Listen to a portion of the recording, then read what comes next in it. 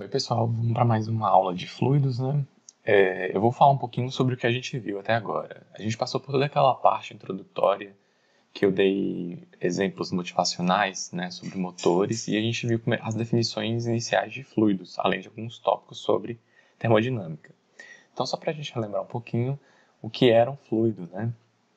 O fluido era um material que se deformava continuamente. Aí surge a principal diferença entre os sólidos, né? Já que os sólidos eles têm regimes de deformação plástica e elástica, né? Já os fluidos, quando você retira a carga, ele não retorna, né? Ele não tem essa elasticidade, certo? E a gente viu alguns vídeos, a gente viu um princípio fundamental, que era o princípio da aderência, e a gente progrediu que era que o fluido que toca, né, o limiar aí das placas, ele acompanha essas placas. E a gente progrediu até a parte mais importante do que eu vou falar agora, né? Mais importante para o que eu vou continuar a dar prosseguimento, que era a lei de viscosidade de Newton.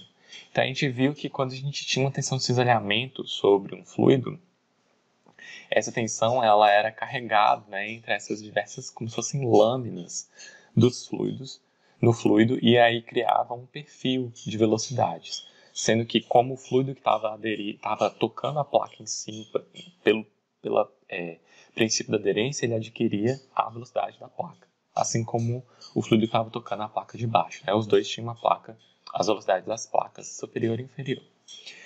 E aí, Newton percebeu que a tensão de cisalhamento era proporcional a esse perfil de velocidades. E aí, mais para frente, né, foi dada um nome à propriedade que era justamente a constante proporcionalidade entre a tensão de cisalhamento e o perfil de velocidades, que é o que a gente conhece como viscosidade, que é uma propriedade relacionada à resistência ao escoamento. Né? Quanto maior a viscosidade, mais difícil é de escoar. É diferente, né? As pessoas tendem a falar que o fluido é pesado quando é um fluido de difícil escoamento, mas ele é um fluido viscoso. Né? Pesado, quando as pessoas falam assim, elas estão se referindo geralmente a massa específica. Mas posso dar um exemplo, por exemplo, de mercúrio. Mercúrio é um fluido denso, mas que não tem uma viscosidade tão alta assim, por exemplo, quanto o mel. Né? A viscosidade do ar é muito maior do que a do mercúrio, por exemplo. E aí, mas tinha um detalhe, a gente viu que os fluidos que obedeciam a essa lei eram conhecidos como fluidos newtonianos. Então, aos fluidos newtonianos, eles obedeciam a essa lei. A gente viu alguns outros tipos de fluidos e eu mostrei alguns videozinhos, né? Os dilatantes, como a mistura de maisena e água, e os pseudoplásticos, como tinta, por exemplo. E a gente fez um exemplo.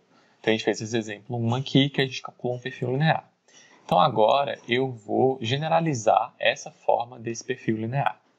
Então, o perfil linear, ele é composto por geralmente duas placas, uma inferior e uma superior, se movendo, aí, né? Uma se move, a outra fica parada, mas isso não precisa necessariamente ser verdade. Né? As duas, uma pode mover, tanto a de cima quanto a de baixo podem se mover. E aí, entre essas placas aí, a gente estabelece aí um perfil linear de distribuição de velocidades. Isso aqui vai estar muito relacionado a uma equação de uma reta aí, né, da velocidade em relação a y. E aí eu vou ter uma velocidade que eu vou chamar de V0 aqui superior, que é essa velocidade, né, dessa setinha aqui em cima, né, dessa velocidade aqui em cima, V0. E para esse exemplo eu vou falar que a velocidade na placa inferior é 0.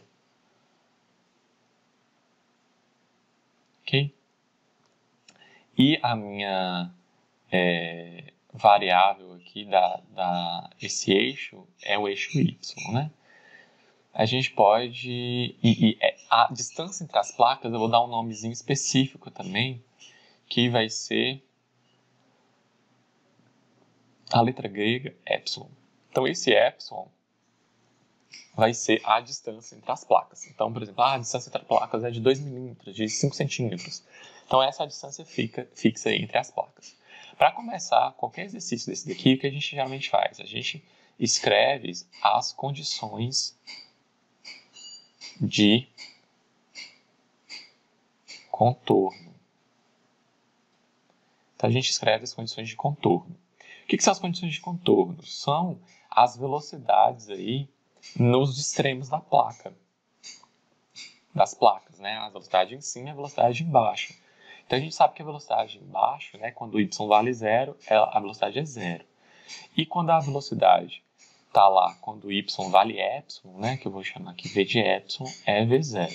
Então a gente tem essas duas condições de contorno. A gente sabe que a velocidade na placa inferior é zero e a velocidade na placa superior vai ser v0. E a gente vai trabalhar com essas duas velocidades. A gente sabe que esse perfil, como ele é linear, ele vai obedecer uma equação da reta, né? V em função de y é AY mais B, igual a uma equação da reta, é isso, né? AX mais B é muito análogo, diretamente análogo aí. Ok, e para a gente achar os coeficientes A e B, a gente vai utilizar as nossas condições de contorno. Então o problema foi justamente isso que a gente fez no outro exercício. A gente tinha uma equação da reta, pegou as condições de contorno e substituiu na equação da reta para achar os parâmetros. Então, com a condição de contorno 1, a gente vai encontrar aí, como a gente tem duas incógnitas, né? A gente tem A e B, a gente precisa dessas duas condições de contorno. A gente vai ver que no próximo exemplo, a gente vai precisar de 3 condições de contorno. Então, a condição de contorno 1, eu vou substituir aqui V0 igual a zero na equação. Então, quando eu vou substituir tanto y igual a zero, quanto v igual a zero. Então, v igual a zero e y igual a zero. E aqui eu já tiro, né, que o meu b, ele é zero. E aí, da condição de contorno 2, eu vou substituir aí v0, no lugar do y, vou colocar epsilon mais b. E aí, eu já sei que o B é zero, então, tirando essa parte aqui, eu vou ficar aqui o A, ele é... ficou feio, deixa eu só fazer em outra cor para diferenciar aqui. Certo. Então, eu vou conseguir aqui, isolando o A, ele vai ser V0 sobre epsilon.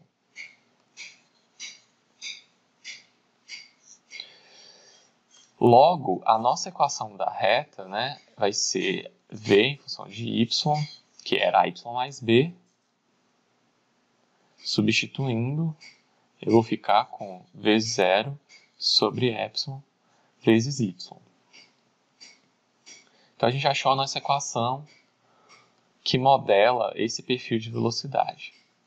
Só que a gente quer a tensão cisalhante, né? A gente quer a tensão cisalhante. Vou colocar aqui. Que é a formulazinha dV/dy. Essa é a lei da viscosidade de Newton. E a gente quer chegar nessa fórmula genérica. Então, a gente tem que estudar essa derivada aqui, que é o gradiente de velocidade. Então, para isso, eu vou colocar aqui, né, dV/dy e estudar. Então, eu vou fazer a derivada do quê? A derivada de V0 sobre epsilon vezes y. Y é a variável independente que a gente está derivando.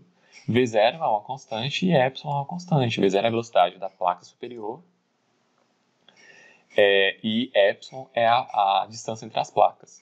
Então, a gente vai ver que a derivada do perfil de velocidades aí depende da velocidade da placa superior e da distância entre as placas. Né? A derivada de alguma coisa que multiplica o y vai ser alguma coisa, né? Vai ser a constante. Uma constante que multiplica y vai ser essa constante. E aí, substituindo, então, a minha tensão de cisalhamento, então, vai ser μ, que é a viscosidade absoluta de zero epsilon. Então, essa é a fórmula genérica. Quando a gente tiver um perfil linear,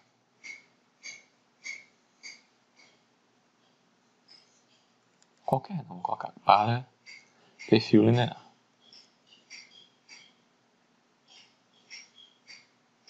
Quando a gente tiver um perfil linear, a gente pode utilizar diretamente aí essa equação. Eu fiz essa equação, eu provei isso aqui para uma placa inferior com velocidade igual a zero. Mas vocês podem notar aí, né, que se tivesse uma velocidade inferior, não iria afetar tanto. A gente só teria que pegar a diferença dessas velocidades para colocar aqui na nossa equação. Ok? Então, a gente pode generalizar essa equação para perfil linear com a diferença entre essas velocidades. Tá bom? Ok. Então, é isso que tem nesse slide aqui. Foi o que eu acabei de fazer. E aí tem a nossa leizinha aqui. Né? Ele só não colocou o V0 aqui, porque eu provei com V0. Então, vocês podem ver que é a mesma equação. Tá bom? Certo. O próximo passo aí para a gente vai ser mostrar como que faz para um outro tipo de perfil. Eu vou mostrar para um perfil parabólico, mas vocês vão ver que tem exercícios aí que não necessariamente vão ser perfis parabólicos. Mas o procedimento é o mesmo, é só a gente colocar as condições de contorno e trabalhar com a equação da velocidade aí para o perfil linear, de V em função de Y, que é isso que a gente coloca aqui. Então, fala assim, um fluido escoa sobre uma placa com um diagrama dado. Pede-se a velocidade em função de Y. Então, vamos começar aí. A gente primeiro precisa, para qualquer exercício de tensão de cisalhamento da lei de viscosidade de Newton, primeiro a gente precisa achar a fórmula da velocidade em função de Y, para depois a gente achar a tensão de cisalhamento. Então, são sempre esses dois passos, tá bom? Então, vamos lá. Primeiro, antes de fazer esse exercício, né, vamos ver primeiro como que é a configuração do exercício. A gente tem um perfil parabólico. E aí deu a viscosidade, 10 a menos 2 Pascal segundo. A distância entre as placas é de 2 metros. A velocidade da placa superior é 5 metros por segundo e a da placa inferior 2 metros por segundo. Tá bom? E aí ele já falou que é um perfil parabólico. Antes de continuar, a gente precisa relembrar um pouquinho como que funciona a parábola, tá bom? Então, a gente tem aqui o nosso perfil, né, parabólico, né, em que a velocidade da placa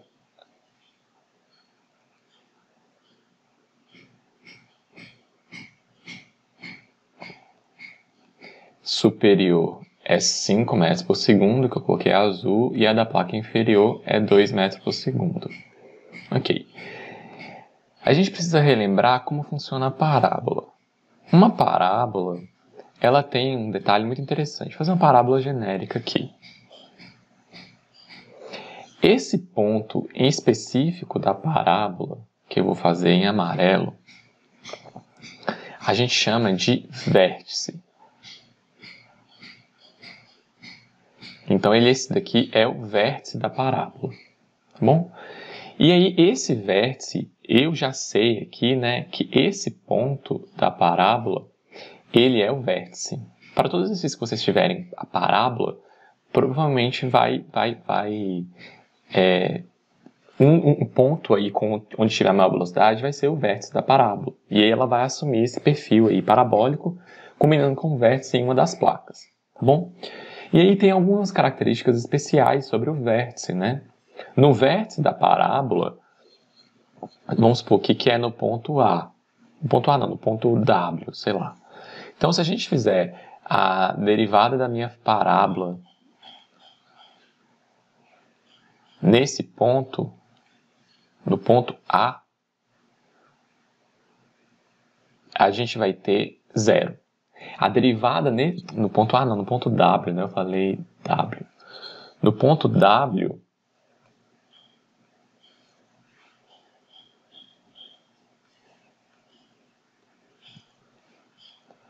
f de x, vou colocar assim, derivada da função de x para quando o x for igual a w. E isso daqui vai ser 0. Então, a derivada aí nesse ponto, quando x é w, no vértice é 0. Que é justamente ela, lembra que a derivada de uma função é a inclinação da reta. E a inclinação da reta aqui é justamente igual a 0. Né? É uma paralela aí ao eixo x, inclinação a 0. Inclinação igual a 0. Então, se a gente derivar nesse ponto, substituir x igual a w nesse ponto, a derivada vai dar 0. E aí, isso para a gente vai ser a nossa terceira condição de contorno que a gente precisa para resolver esse exercício. Porque nesse caso, uma parábola, o perfil genérico dela é AY ao quadrado mais BY mais C, né? Análogo ax2 mais bx mais c. É só fazer uma substituição direta aí da variável independente, que para a gente é y. Bom? Então, nesse vértice, o que vai acontecer? No vértice,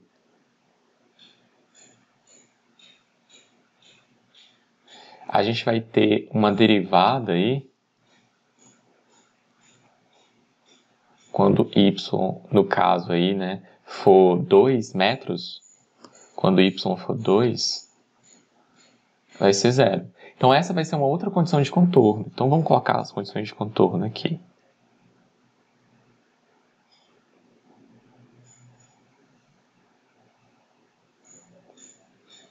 Então, a gente vai ter 3 condições de contorno. A gente vai ter a condição de contorno vermelha, A1, que vai ser a velocidade quando y é igual a 0, né? Lembra que o eixo y ele é 0 a partir daqui, da placa inferior. Então, v quando y é 0 vale 2 metros. 2 metros por segundo, né? É a velocidade no ponto inferior da placa. A velocidade, a condição de contorno 2 é a velocidade lá em cima da placa, que é 5 metros por segundo. E a terceira condição de contorno, que eu vou colocar em vermelho, em amarelo, ela vai ser a derivada, né, dv dy, quando y é igual a 2, vale 0. Essa é a nossa terceira condição de contorno aí. Isso aqui amarelo é um pouco ruim de enxergar, né, mas são essas 3 condições de contorno, tá bom? Então, a velocidade na placa inferior é 2, na placa superior é 5 e o vértice da parábola está no ponto na placa superior. E a derivada lá vale 0, que é isso que quer dizer ser vértice.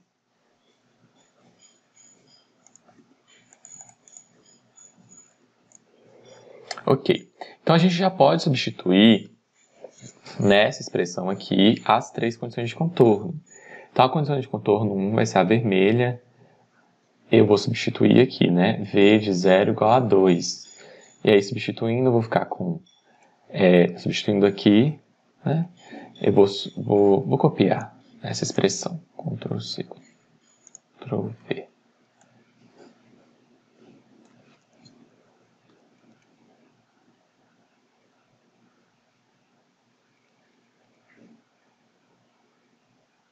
Então, substituindo, vou ficar com 2 é igual a vezes 0 ao quadrado, mais b vezes 0, mais c. No caso, eu achei que c vale 2.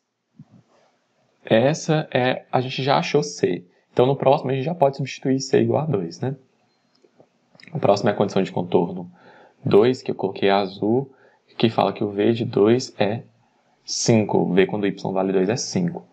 Então, substituindo nessa mesma expressão, só que agora a gente já sabe que o c vale 2. Então aí, substituindo, eu vou ficar com 5 é igual a vezes 2 ao quadrado, mais b vezes 2 mais 2. E aí eu tenho que 4a mais 2b é igual a 3, passando esse 2 diminuindo para o lado de lá. 4a mais 2b é igual a 3. Pronto. Então a gente tem uma equação aqui. A gente não consegue resolver mais nada aqui porque a gente não tem equações suficientes. A gente tem que ir para a terceira condição de contorno. Vai ser ruim vai ser um pouco ruim, né?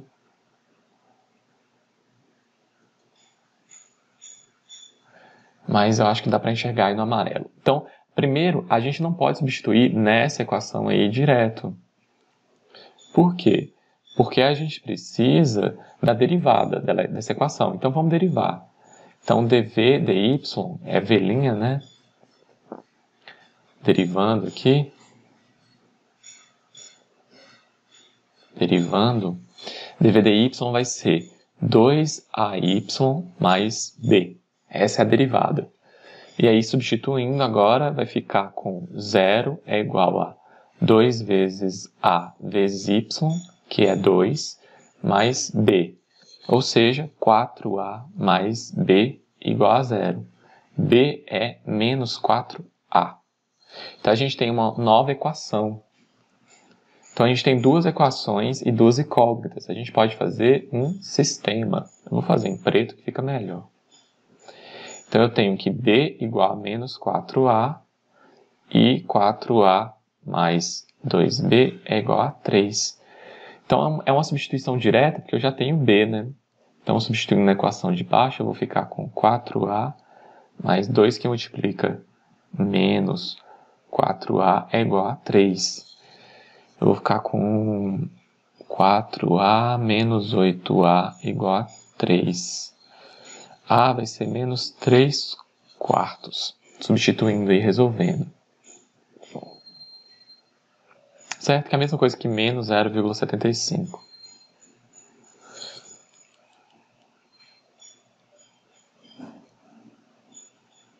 Então pronto, eu achei A.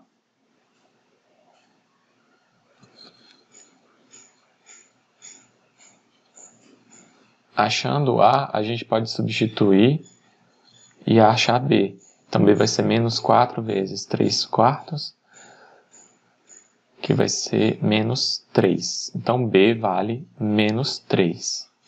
Então a gente acabou de determinar nossa equação. Nossa equação, então, substituindo aqui, né?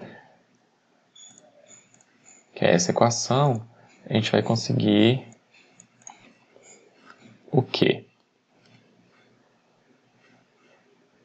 A gente vai conseguir que V de y é A é menos 0,75y ao quadrado, mais B, que é 3, e C, que é 2. Aqui é positivo, né? É menos 3 quartos, então é mais 3. E aqui o C vale 2. É isso, né? Menos, tá certo. E aí, a gente tem a letra A. A letra A, então, é essa daqui, né? Do exercício. O que ele pede na letra B? Na letra B, pede a tensão de cisalhamento quando y vale 0. Então, na letra B, a gente vai fazer o quê? Ele quer a tensão de cisalhamento quando y vale 0. Lembra que a tensão de cisalhamento ela é μ vezes dV dy. Então, a gente vai ter que fazer o que aqui? μ vezes dV dy. Vamos fazer a dV dy aqui. A derivada vai ser menos 1,5y mais 3. Então, a gente coloca aqui, menos 1,5y mais 3. A gente vai fazer a tensão de cisalhamento quando y vale 0. Então, é μ vezes menos 1,5 vezes 0 mais 3. Então, isso é a mesma coisa que 3 vezes a viscosidade. E a viscosidade, ela era 10 a menos 2.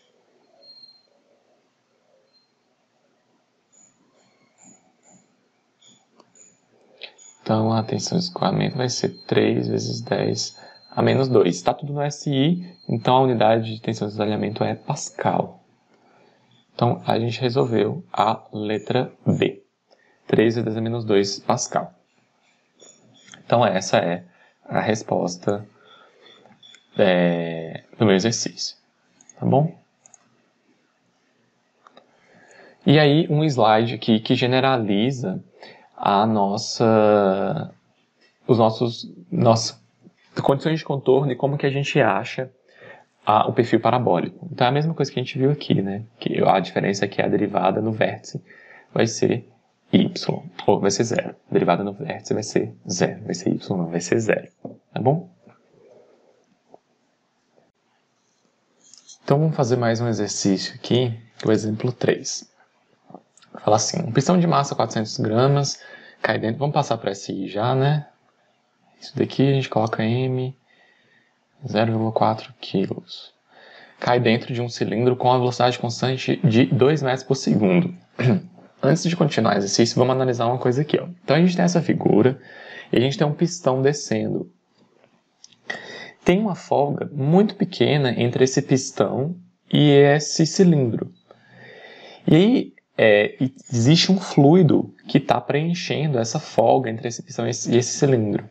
E esse pistão, ele tem uma massa, e aí por conta dessa massa ele vai ter um peso, né? Eu converti aqui, mas já até foi dado o peso de 4 newtons. Então tem o peso de 4 newtons que está fazendo com que ele caia com a velocidade constante. E aí, a gente, pelo fato de ter velocidade constante aqui, quer dizer que a somatória de forças sobre esse fluido, sobre esse corpo aí, na verdade sobre o corpo, ela tem que ser zero. Por isso que ele cai com velocidade constante. Lembra da lei da inércia de Newton lá. Então ele tem que ter um equilíbrio, tem que ter duas forças agindo aí iguais, tá bom?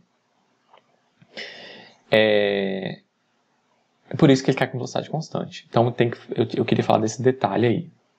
O diâmetro do cilindro é de 10,1 centímetros e o do pistão é de 10 centímetros. Então o diâmetro interno é 10 e o diâmetro externo é 10,1. Uma folga aí entre os dois somada, né? Um de cada lado, depois a gente vai ver isso. Determina a viscosidade do lubrificante colocado na folga entre o pistão e o cilindro. Então ele quer saber, o exercício pede a viscosidade do lubrificante baseado na velocidade com que o pistão cai e no peso do pistão. Isso, gente, é até um dos princípios que a gente utiliza para calcular a viscosidade mesmo de um fluido. Num aparelho que a gente conhece como viscosímetro, né, que mede viscosidade. Então, isso daqui é como se fosse uma configuração básica aí, né? Na verdade, o viscosímetro ele tem outro arranjo, que é com ângulo e tal. Mas é a mesma ideia. Então vamos lá, eu vou imaginar, a primeira hipótese que eu vou fazer aqui é que o perfil entre a placa e o cilindro, né, vamos supor que aqui é o cilindro e aqui é a placa de fora, perdão, aqui é o pistão e aqui o cilindro.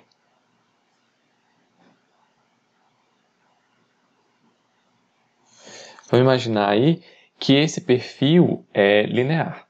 Tá bom? Então, um perfil de velocidades linear. Como o pistão está caindo, né, a gente pode pensar nisso daqui.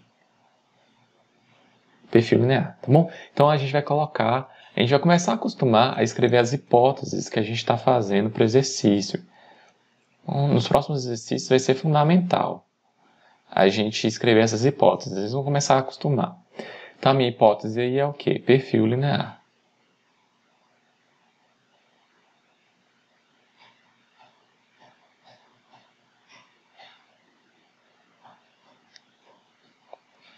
Então, se a gente está usando um perfil linear de velocidade, a gente pode utilizar a nossa formulazinha que a gente achou para perfil linear, que é V0 sobre epsilon. Então, a gente pode utilizar essa fórmula, tá bom? Eu tenho aqui um balanço de forças. No caso, ao invés de fazer um balanço de forças, eu vou fazer um balanço de tensões aí.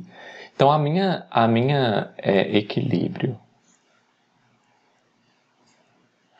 Então, a minha tensão de cisalhamento viscosa por conta do fluido, ela vai ser igual à tensão de cisalhamento por conta do peso.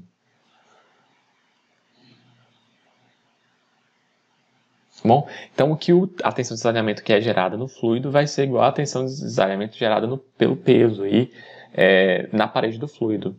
Bom, da massa aí, né? A tensão aqui no caso, ela vai ser força sobre área. Bom, então essa é a forma de tensão que a gente vai utilizar para o peso. Então o peso, a força, no caso vai ser a força peso, que ele chama de G, que é o peso do pistão, e embaixo eu vou ter a área aqui, né? Força sobre área. Essa área, a gente tem que estudar um pouquinho ela. Aqui vai ser a forma que a gente viu. Mi vezes V0 sobre epsilon. Então, a incógnita que a gente quer aqui é o Mi. O V0 a gente tem, a folga a gente tem, o peso a gente tem. Então, a única coisa que falta para a gente ver aí é a área. Então, a gente tem que estudar um pouquinho essa área. Que área que é essa, onde essa tensão está atuando? A tensão de cisalhamento está atuando em toda a lateral do pistão. Então, eu vou desenhar aqui um cilindro, uma forma cilíndrica representando o pistão. E aí eu vou fazer o quê? Eu vou fazer um corte nessa parede desse cilindro. E esse cilindro ele vai virar uma placa. Bom? Eu pegar essa garrafa aqui para mostrar para vocês. Então, tem essa garrafa aqui, é como se eu tivesse cortado isso daqui, mas percebam que é só a face lateral. E aí eu peguei essa parte que estava curva e abri, e formei uma placa. E essa placa ela vai ser retangular, né? E aí, qual que vai ser a altura? A altura vai ser o próprio, aqui que o exercício chama de L. Então, a altura é o L. Bom, que é a própria altura aqui. E o comprimento aí da base da placa é justamente o comprimento da circunferência do cilindro, que vai ser 2πr, ou πd aí, né? Depende do que a gente tiver colocando. Como a gente tem o diâmetro interno, vai ser o π vezes o di. Ele colocou maiúsculo, né? Vezes di. Π vezes di. É a mesma coisa que 2πr, né? Que é o comprimento de circunferência. Comprimento externo da circunferência. Então, certo. Então, essa daí é a base e a altura. Então, a gente sabe que essa área aqui, a área, ela vai ficar igual a π vezes di sobre L. O próximo detalhe que eu quero falar é sobre a folga. Esse epsilon é o quê? É a folga entre os diâmetros. A gente sabe que a folga vai ser o quê? É a diferença entre os diâmetros. Muito aluno erra aqui porque vai colocar que a folga é 0,1 centímetros. Só que a folga não é 0,1 centímetros. Porque essa folga é entre os diâmetros. A folga lateral vai ser metade dessa folga. Porque é a diferença dos diâmetros entre dois, porque eu tenho um de cada lado, né? A gente precisa aí da folga no raio. Então a folga aí vai ser o diâmetro externo menos o diâmetro interno sobre 2. Passando, isso aqui vai dar 0,05 centímetros. Porque a folga entre os diâmetros 0,1 centímetro dividido por 2, 0,05 centímetros, passando para si, vai ser 0,0...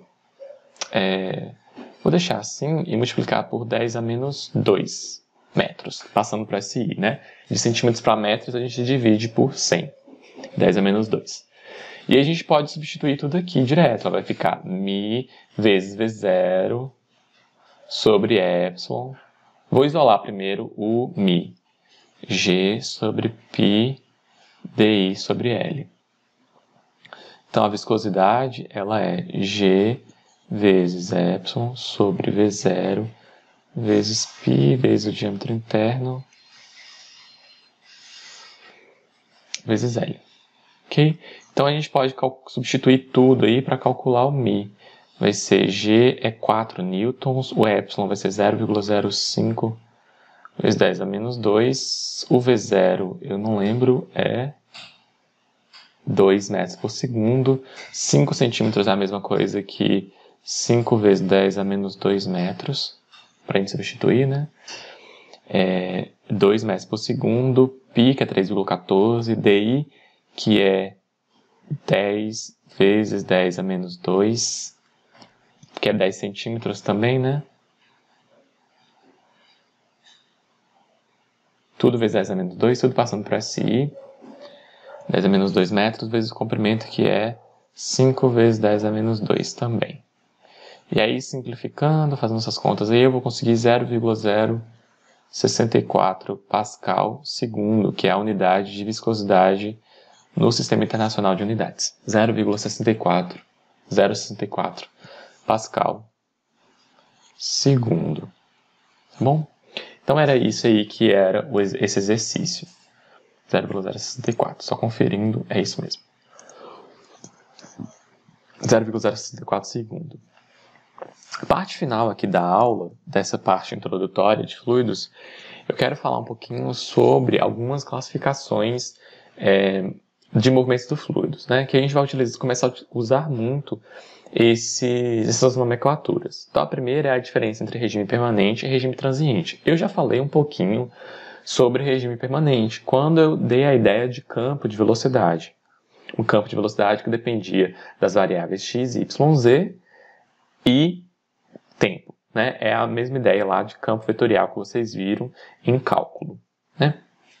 Então, qual que é a ideia de regime permanente? Regime permanente é quando eu não tiver uma variação dessas propriedades, por exemplo, dessas velocidades, em x, y, z, no tempo. Se eu fizesse uma derivada em relação ao tempo, daria zero. A taxa de variação no tempo daria zero, né? Então, isso é a mesma coisa que a gente fala que é regime permanente. E para exemplificar isso, a gente tem esses duas figuras aí das imagens A e B. Na primeira imagem, eu tenho um reservatório de grandes dimensões. E a gente sempre faz a hipótese de que para um reservatório de grandes dimensões, a gente tem um regime permanente. Né? É um reservatório tão grande que quando você tiver uma tubulação em que você tiver um fluxo de água, o reservatório ele não vai, a gente utiliza essa expressão, ele não vai enxergar o escoamento, porque ele é muito grande. Ele consegue suprir aquela vazão ali tranquilamente. Mas se a gente tiver, por exemplo, essa garrafa aqui, e a gente fizer um furo, à medida que essa água começar a baixar, a pressão aqui no fundo, que é responsável por manter esse escoamento, vai diminuindo, né? Essa pressão hidrostática. E aí essa água, se eu fizesse um furo aqui, a água ia começar a ir longe. E aí à medida que ia passando o tempo e ia esvaziando aqui, né, porque esse reservatório não é infinito, não é de grandes dimensões, essa água ia começar a vazar cada vez mais perto, que é o que está mostrando aqui, né, nos tempos T1, T2 e T3. Né? T1 é um tempo mais inicial, aí vai passando para T2 e vai passando para um tempo mais final, T3. Então é um reservatório em que eu não posso desprezar. E é o que a gente chama de um regime transiente. A gente não pode, quando não tem um reservatório grande. A maior parte dos exercícios, quando falar isso daqui, né, reservatório de grandes dimensões, a gente vai fazer o quê? Uma hipótese. Hipótese de regime permanente. A gente vai fazer tipo um modelo, uma hipótese de regime permanente. Tá bom? Eu já falei que no último exercício eu coloquei a hipótese, né? Hipótese, perfil linear de velocidade. Então essas hipóteses vão começando a ficar muito comuns aí pra gente. Uma está relacionada a regime permanente, essa hipótese de regime permanente ou regime transiente. A gente sempre tem que escrever no exercício, ou que é regime permanente ou que é regime transiente, tá bom? Então para o próximo. O próximo é com relação aos fluidos, né? A gente sabe que fluidos, eles sempre têm viscosidade, tá? Mas a gente tem uma hipótese em que os fluidos não vão ser viscosos. Quando a gente principalmente falar lá da equação de Bernoulli. Na equação de Bernoulli, para energia, né? A gente não coloca viscosidade no fluido. É um modelo muito teórico. Mas para escoamentos muito curtos, que não têm perfis muito exagerados de reentrâncias, nem expansões, a gente pode fazer essa hipótese tranquilamente. Então a gente vai ver essas aplicações para quando a gente puder desprezar a viscosidade. Porque, por exemplo, nos exercícios aqui a gente não desprezou, né, com a lei da viscosidade de Newton, a gente não desprezou a viscosidade. Né? Então a gente ainda vai ver um exemplo que a gente pode desprezar. Bom? A próxima definição é escoamento laminar e turbulento. Então a gente tem uns videozinhos aí, eu vou pegar esses vídeos.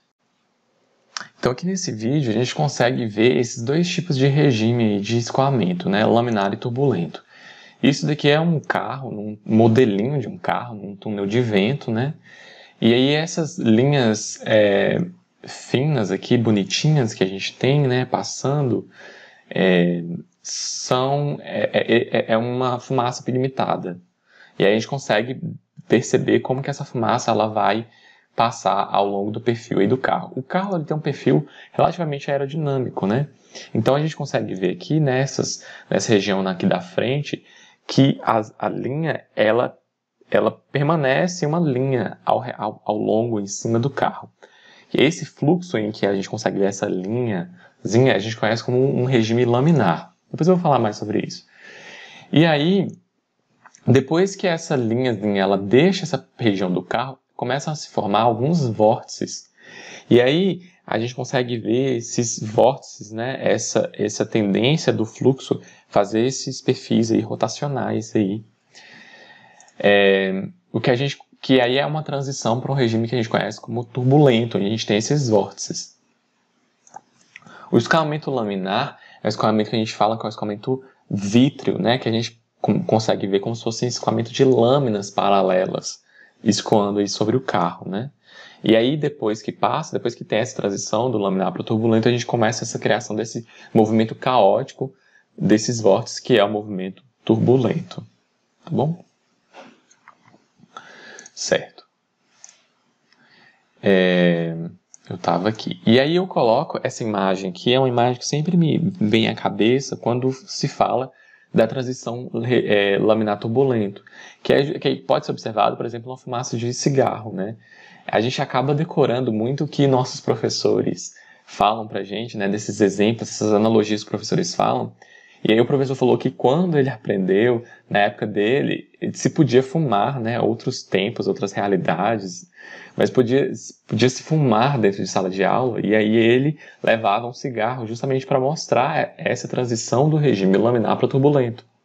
Então, se tudo estava paradinho na sala e deixava fumaça, né, isso daqui não precisa... Eu dou o exemplo de cigarro porque ficou na minha cabeça. Mas vocês podem observar, por exemplo, numa vela. A fumaça que sai da vela, ela também tem essa característica, né? Ela sai bem, né, com as lâminas, bem bonita, bem comportado.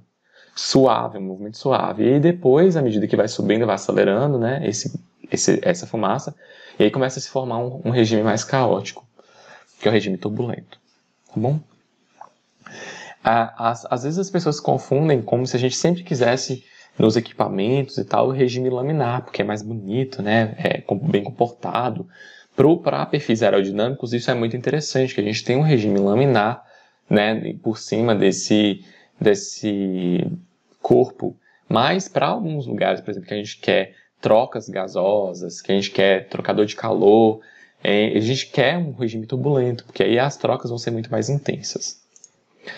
A próxima definição, que é outra hipótese que a gente vai sempre escrever nos exercícios, é o fluido compressível e incompressível. Basicamente, para a gente, líquidos vão se comportar como fluidos incompressíveis. Eles têm pouca variabilidade de massa com relação à pressão. Já gases, eles têm bastante variabilidade de massa com relação à pressão. Só que são casos específicos que a gente trabalha com escoamento compressível, principalmente quando a gente está falando de altas velocidades para ar. Né? Quando a gente está próximo de, por exemplo, 0,4 ou 0,3 da velocidade do som no ar. E a gente começa a se importar um pouquinho com escoamento compressível. E também quando a gente tem variação de massa específica. Quando a gente tem variação de massa específica, a gente tem que se importar, né? Se o exercício falar literalmente de variação de massa específica, é um escoamento compressível, a gente tem que colocar isso no critério.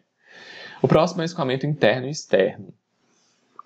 Então, o interno é um escoamento... A gente acabou de ver um escoamento externo, que é o escoamento sobre o carro aí, né? E escoamento interno quando a gente estiver numa tubulação, por exemplo, aqui. O escoamento externo aí sobre aqui falando de regime laminar ainda, né? Sobre um círculo. Como é um escoamento com um fluido parece que tem uma viscosidade, uma velocidade bem baixa, fica bem comportado, né? Isso é uma espécie de escoamento externo. Cadê? Aqui.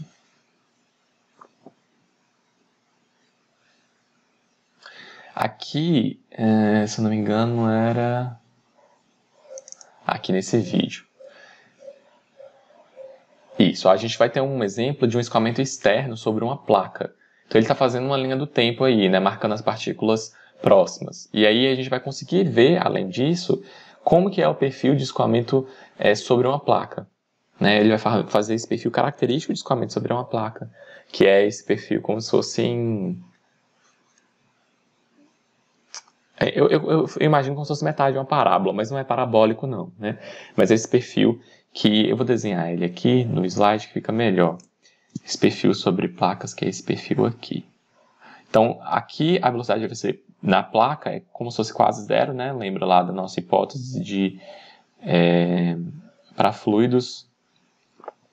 E aí, daqui para cima, a gente retoma a velocidade ao longe, a velocidade ao infinito que a gente tem, né? A gente coloca assim, velocidade ao infinito. Então, a gente tem esse perfil característico aí de escoamento externo. E escoamento interno, a gente tem esse perfil aqui, né, dentro do tubo. Quando a gente está falando de escoamento desenvolvido, né, é próximo do perfil parabólico, mas são outras potências, né? Aí, deixa eu ver se a gente tem um vídeo que mostra esse escoamento.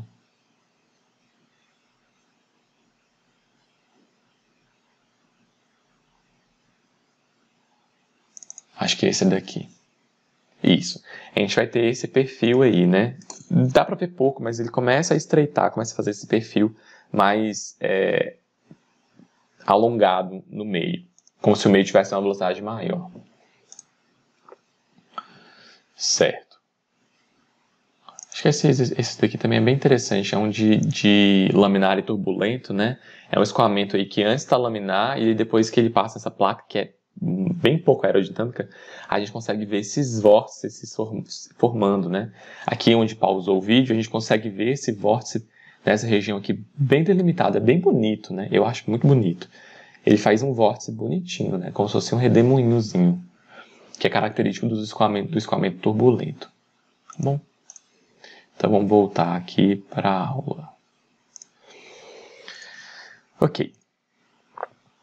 Falando um pouquinho da diferença entre densidade e massa específica, que a gente fala muito sobre isso, né? Densidade é quando a gente tem uma razão de massa específica. Então, por exemplo, se a gente está comparando a massa específica de alguma substância em relação à água. Se a gente fala que a densidade relativa aí de uma substância é 0,8 em relação à água, a massa específica dela é 800 gramas por centímetro cúbico, já que 800 quilos por metro cúbico. Já que a massa específica da água é 1.000, aproximadamente, né, dependendo da temperatura, 1.000 quilos por metro cúbico. Certo? Então, a densidade relativa é porque você pegou uma e dividiu pela outra. A gente fala de densidade relativa. E tem a definição de viscosidade cinemática, que é essa letrazinha aqui, né, que parece um V, mas não é um V. Não é um V minúsculo, parece um V. Que é a razão entre a viscosidade dinâmica e a massa específica. A gente utiliza isso daí para algumas aplicações. Tá bom? Falando um pouquinho sobre as unidades, né, a gente vai ver algumas unidades aí um pouquinho diferentes e eu vou comentar sobre elas. Mas a gente usa muito SI, que é metro, segundo, Kelvin e quilograma, as principais, né, de temperatura, massa, tempo e comprimento. Então aqui, como curiosidade, né, se vocês quiserem ir parando o vídeo aí para ver essas unidades, a gente tem as 9 unidades básicas que a gente fala, né, aqui só tem 7, mas a gente tem 9 unidades básicas e todas as outras são definidas a partir dela, como esse slide aqui mostra, né. Então Pascal, por exemplo, é Newton por metro quadrado, a gente tem Watt, que é Joule por segundo, então a gente tem essas definições a partir das unidades básicas. E depois eu falo disso, eu retomo disso numa aula síncrona sobre essas conversões de unidades, tá bom? Então foi isso que a gente viu aí na aula de hoje, né? Um slide de resumo. A gente viu a definição de fluido, que era aquela diferença entre um fluido deformar-se continuamente e um sólido ter um regime elástico.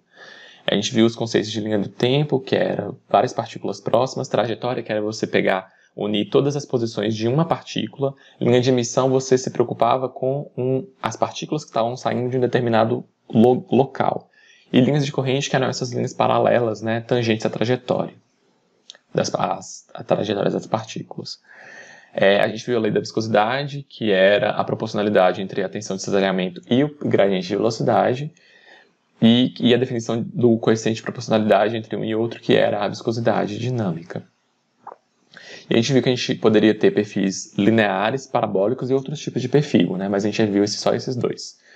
E a gente viu uma fórmula genérica para perfil linear e parabólico. Para perfil linear. E a gente viu como que fazia para perfil parabólico. Então era isso que eu... tem mais uma aqui. A diferença entre regime permanente e regime transiente. Regime permanente é um regime que as propriedades não alteram com o tempo. E a diferença entre escoamento laminar e turbulento, que era aquele comportamento, né? E a gente vai ver depois uma definição com relação ao número adimensional, que mede as forças viscosas em relação às forças... É o número de reinos, né? Depois eu relembro lá. É um parâmetro um parâmetro dimensional que relaciona as forças viscosas com as forças inerciais, com as forças inerciais. Então, as forças viscosas com as forças inerciais. E aí, dependendo desse número, a gente tinha uma ideia se o escoamento era laminar ou se era turbulento. Tá bom? Então, tem as referências que eu utilizei para fazer a aula.